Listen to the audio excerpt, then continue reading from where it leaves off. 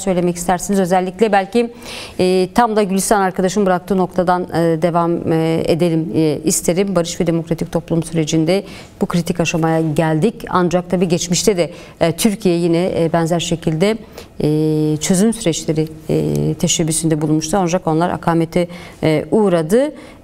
Biraz belki bu süreci gözeten tehlikelerle devam edersek neler söylemek istersiniz?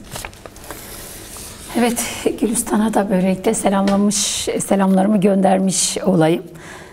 Sanırım bir daha programa katılamayacak, görüşme şansımız olmayacak. Tabii önemli değerlendirmeler yaptı. Onun da dediği gibi bugün önemli bir gündü. Yani komisyonla ilgili DEM Parti Grup Başkan Vekili sevgili Sezai'nin açıklamaları oldu. Yani 4 Ağustos'ta bu komisyonun toplanacağını ve işte toplandıktan sonra ilk kez komisyonun ismiyle ilgili bir tartışma yürüteceklerini, artık komisyonun ismi de konulduktan sonra çalışmaya başlayacaklarını söyledi. Yani bekleniyordu tabii, yani süreçte bir ilerleme kaydedilmesi için yani iktidar cephesinden hiç olmazsa Sayın yani Öcalan'ın önerdiği işte birkaç madde vardı. Onlardan bir tanesiydi. Bu işte Türkiye Büyük Millet Meclisi içerisinde bir komisyon kurulması ve çalışmalara başlaması. O nedenle iyi oldu dediğim gibi. Ama yani ne anlaşıldı bu komisyonun kurulmasıyla? Halk ne anladı? Ben en fazla ona önem veriyorum. Yani tabii iktidar kendi cephesinden işte bir adım atmış oldu. İstenilen bir durumdu da Sayın Öcalan zaten Gülistan'ın dediği gibi yani bu komisyonun kurulmasıyla ilgili yani talebini daha ilk zamanlarda belirtmişti. Şimdi komisyonun ne yapacağına bakmak lazım. Yani işte çeşitli toplantılara katılıyorum Avrupa'da halk toplantılarına katılıyorum. Halk halen bu süreç konusunda değil. Yani bu sürecin sağlıklı, olumlu şekilde ilerleyeceğine dair bir kanaat getirmiş değil. Halen kaygıları var, endişeleri var. İşte bunlardan en önemlisi de iktidarın bu zamana kadar hiçbir adım atmayışı. Evet. Şimdi bu komisyon tabii ki kuruldu. Bir adım mıdır? Tabii ki adımdır. Ama bizim geçmiş dönem demokratik çözüm barış sürecinden yani bir deneyimimiz var. O dönemde bu komisyonun kurulması gerekiyordu. Kurulmadı. Hatta işte o dönemle ilgili bazı yasal komisyonlar kurulması gerekiyordu. O da kurulmadı. Dolayısıyla Sayın Öcalan da belirtmişti. Yani bu komisyon yasal olarak kurulması lazım. Eğer yasal olarak bu komisyon kurulmazsa yani sürecin yani geçen seferki gibi bir olumsuzlukla sonuçlanması durumunda bunun içerisinde olan kim varsa herkes tutuklanır demişti. Bu dönem için de aynı şeyi söylüyor. Evet. Ama bakın buna rağmen AKP, MHP iktidarı bu talebi yerine getirmedi. Yani her şeye rağmen ben öyle okuyorum. Yani Sayın Öcalan'ın yaptığı değerlendirmelerden süreç ilerlesin diye yani bir süreçle ilgili bir yol açmak adına bunun üzerinde çok fazla durmadı. Aslında temel talebiydi. Yani bu sürecin, bu komisyonun mutlaka yasal olarak kurulması, kanuni olarak kurulması. Yani dediğim gibi bu bir ilerlemedir. Ancak yasal olarak kurulmaması da bir soru işaretidir. Niye yasal olarak kurulmuyor? Yani meclis başkanı kurdu, içindedir işte komisyonu topluyor. Tabii bunlar önemsizdir demek istemiyoruz. Yani önemlidir ama bizim için en önemlisi yani bu sürece iktidar cephesinden böyle ciddi samimiyetle yaklaşmanın sonucu yasal olması idi. Bu nedenle tabii ki bizim yani tabanımız, halkımız da bu biçimiyle sonuçlanması nedeniyle sürecin kaygılıdır yani, evet, endişelidir. Az önce Gülistan arkadaşa dikkat çekti. Herkes farklı bir şey bekliyor bu komisyondan. Biraz bununla mı bağlantılı? Çünkü AKP komisyonu tamamen bir çatışmasızlık süreci, yani çatışmasız Türkiye, kendileri terör diyor. Tabii evet. Biz bu kelimeyi kullanmıyoruz. Evet.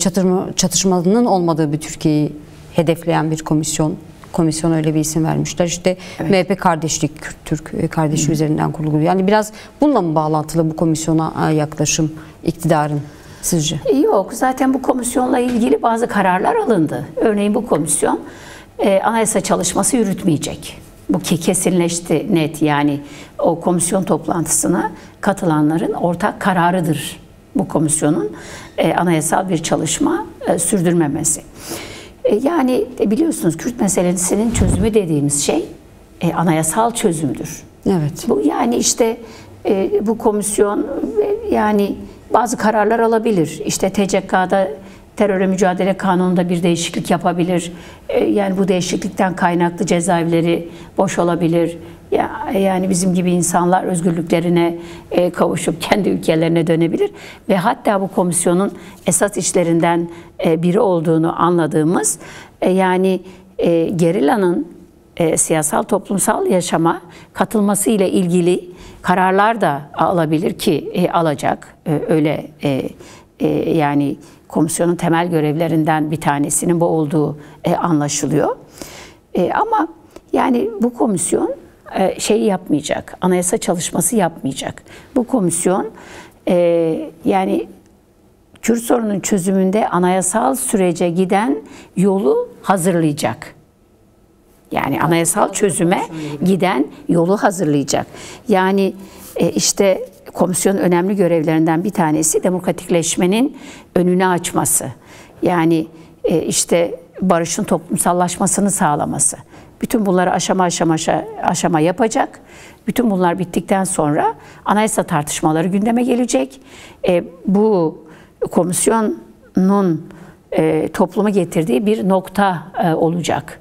Yani o noktadan sonra da işte anayasal düzenleme yapılacak. Yani biz buna toplumsal sözleşme diyoruz. Yani eğer Kürt sorunu çözülecekse tabii ki yeni bir anayasadır ismi ama biz buna toplumsal sözleşme diyoruz. Toplumsal sözleşmeden de kastımız toplumun hemen hemen çok büyük bir kesiminin onayıyla yeni bir anayasanın yapılması, yeni bir toplumsal sözleşmenin yapılması. İşte bu toplumsal sözleşmede yeni diye kastettiğimiz şey Türkiye'de Türkler, Kürtler, bütün halkların eşit ve özgür yaşamına yönelik düzenlemeler yapılması.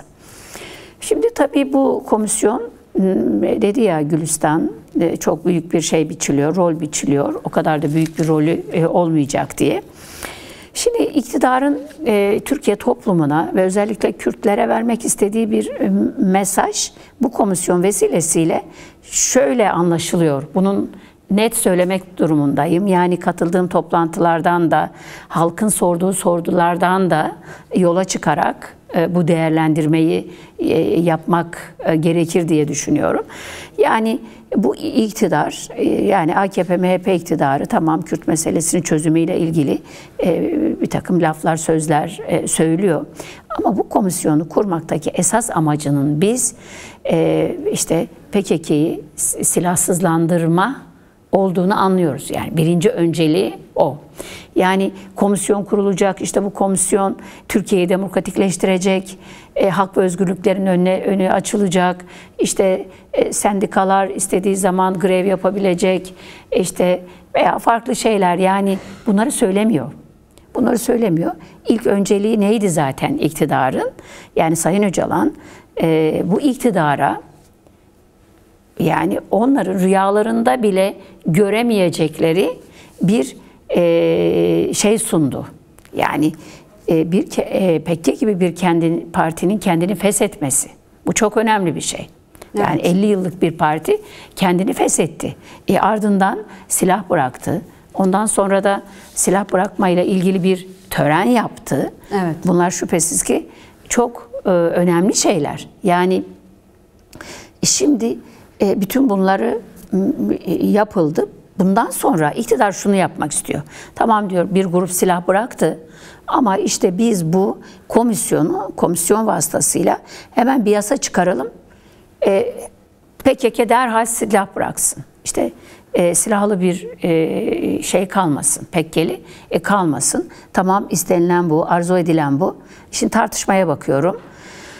Yani silah bırakmayla ilgili ne yapılması lazım? Gerillanın siyasal toplumsal yaşama katılmasıyla ilgili bir yasal düzenleme yapılması lazım. Yani bir özgürlük yasası diyelim, özgürleşme yasası gibi bir yasanın yapılması lazım. Şimdi halen 2003'teydi sanırım KADEK sürecinde şey vardı, eve dönüş yasası. Evet. Mesela böyle bir yasa.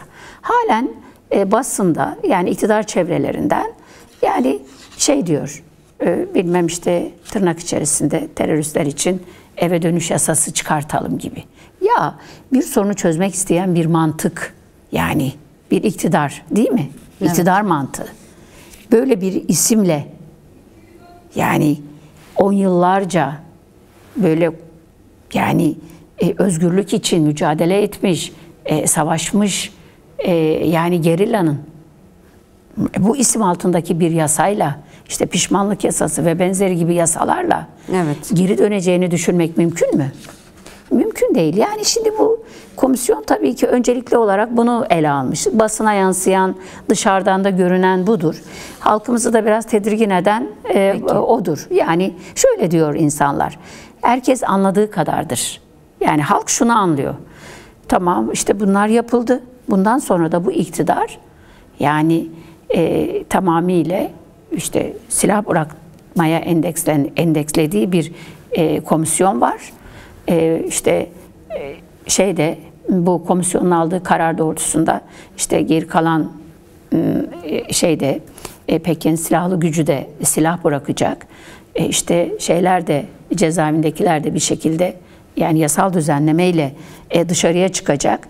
Bütün bunlar olduktan sonra bu hükümet işte geçen dönem olduğu gibi çözüm masasını, barış masasını her neyse devirirse Kürt halkını kim koruyacak? Evet. Biz savunmasız, biz yani korunmasız kalmak istemiyoruz diyorlar. Yani bir halk tabii ki yani kendi açısından da mücadele yürüten bir halk olarak bunları düşünmek zorunda. Yani şunu söylemek gerekir Ankara'ya belki evet. Yani iktidar artık daha net konuşmalı. Daha açık konuşmalı. Yapabilecekleri neyse onları ortaya koymalı. Yani Kürt halkının yani kaygılarını, endişelerini ve güven problemini aşağı çekmelidir. Eğer gerçekten ciddi, samimi bir şekilde bu sürece yani dahil oluyorsa, peki. Ama yani olmuyorsa da onu da baştan söylemesi lazım. Çünkü hakikaten böyle yani Kürt halkının güvenini sağlamadan bu sürecin ilerlemesi zordur diye düşünüyorum ben. Daha yani önemli görevlerden biridir. Yani iktidar Kürt halkının kaygılarını, endişelerini giderecek ve güven problemini de aşacak. Bunun için gerekli bunu aşacak adımların hepsini atması gerekir.